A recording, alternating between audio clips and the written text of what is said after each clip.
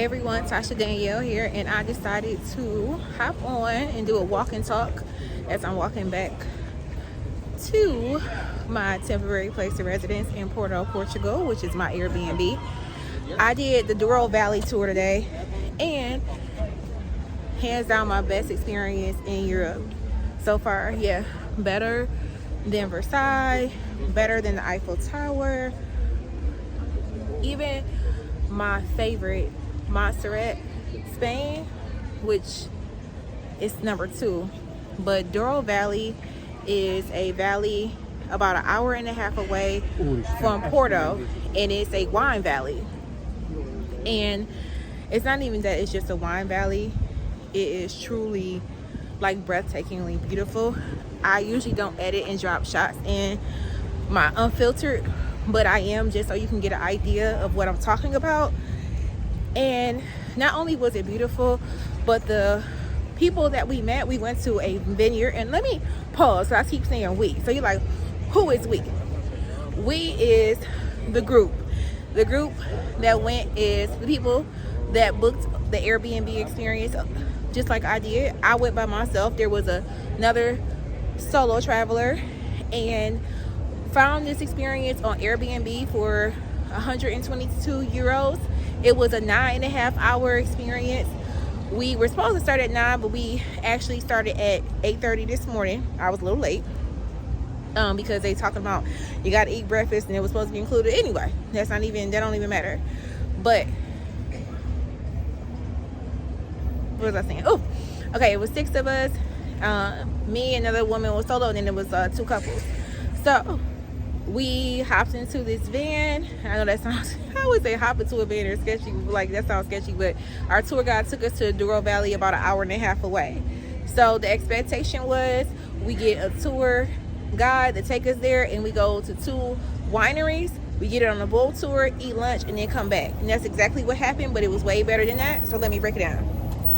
So the first place we went to was not necessarily a vineyard. It was a historic vineyard. A family's trying to bring it back.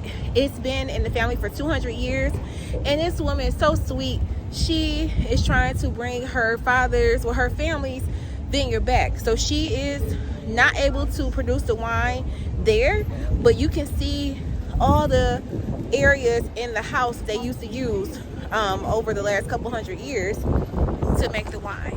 And so that was one thing that we started off doing. And then the place, her home was just so beautiful. It was very old and like vintage is the best word for it. So the stuff you get in Home Goods that you want to look farmhouse and rustic, it was true. It was like true to the cause of that because it was original. She didn't have to go to Home Goods and buy any of that. And she actually rents out some of those rooms in her home on Airbnb. And I just like her vulnerability. She was saying that basically us coming here was what was paying the bills, because she's trying to revitalize it. She's getting money using Airbnb, but she really wants to see her family business come back, and she wants to produce the wine herself. That's what I love most about that. And she had the best port wine.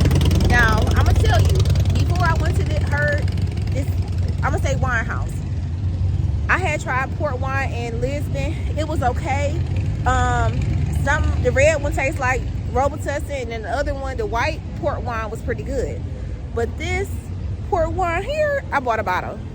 I had to buy a bottle. It's 22% in alcohol content, and that's not the only reason why I like it. It has a hint of cinnamon, and if you know me, you know I love cinnamon. And it's smooth. Like, I had a cognac wine, I think it's called Pure Vino, in Detroit. I went to a tasting, and I really liked it, but it was you felt a little bit of a burn because you could feel the cognac. Not in this port wine. And I want to say it's brandy in the wine. I cannot remember, but I had her do a video break explaining it, so I'll drop that in the video too. So this is like my favorite port wine ever, and so I'm here with the maker of this. Hello. So what is in this port wine? Well, there is our lovely, grapes from the Douro. And it's a blend of old and new port wines, and it's a 15 years old Tawny. Has been aging as well in the barrel. And then we've got an amazing port. What's the percentage on this wine? Of alcohol, Yes. between 19 to 21. This is why I love it. Okay, enjoy it. Thank you so much. But just overall, the experience was so great because it was so beautiful. And everybody that was on the tour was cool. They was looking at me take a million pictures and videos. And I'm like, don't worry, you're not in it. So don't be alarmed. One guy actually asked me, like, was he in the shot? I'm like, no, you're not. But I can get what he was saying, because people are rude and they would record you and not ask you. I don't do that. Now, I'm standing here on this corner and people are in my frame, but I'm not like trying to get their face in here. But anyway, that's neither here nor there. So that's the first place. The second place was like a true vineyard. He showed us the grapes, and what I love about the two places that we went to, they were family businesses, and they're trying to keep it in the family. And with family businesses, you don't know, you can work your butt off, right, to create legacy, and then the next generation, like, I don't want it. So it was very interesting to hear the stories, because the people that we met, they were probably about 50, 60, and so their kids are in their 20s, and so they're like, hopefully they want to do this because we want to carry it on. But they was like, to be honest, I didn't want to do it at their age. The one guy, he was saying that he was in corporate, and he was like, he ended up coming back to the vineyard because he just didn't like it. And he was like, it's a lot harder working on the vineyard, but it's a lot more rewarding. And he was just a genuine person, and then the wine was on point. Now let me tell you something. I love pace. I never heard of that before, but it was so good I had to buy some. I can't even describe it.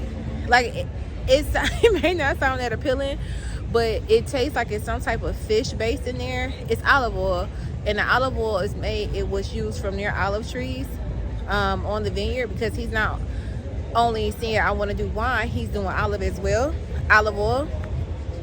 But it's so fresh, and then it's like some type of fish base in there. I don't know what it is, and you're probably like, why you eat stuff you don't know what it is? Y'all eat stuff y'all don't know what it is either. But it was just so good, so I bought that. And then it was this pumpkin jam.